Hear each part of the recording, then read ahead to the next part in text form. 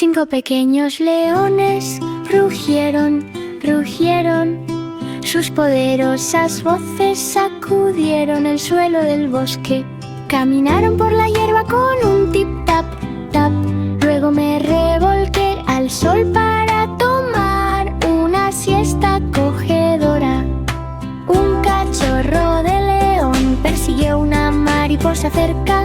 Los demás se unieron con una ovación juguetona.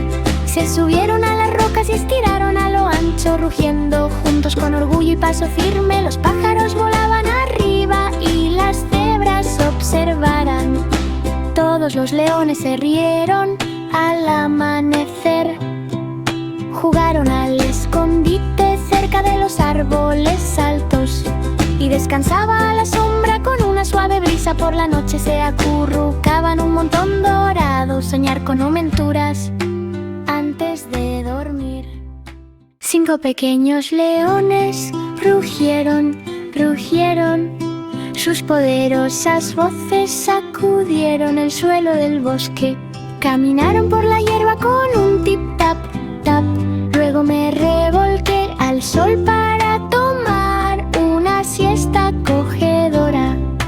Un cachorro de león persiguió una mariposa cerca. Los demás se unieron con una ovación juguetona. Se subieron a las rocas y estiraron a lo ancho, rugiendo juntos con orgullo y paso firme. Los pájaros volaban arriba y las cebras observaran. Todos los leones se rieron al amanecer. Jugaron al escondite cerca de los árboles altos y descansaba a la sombra con una suave brisa. Por la noche se acurrucaban un montón dorado, soñar con aventuras antes de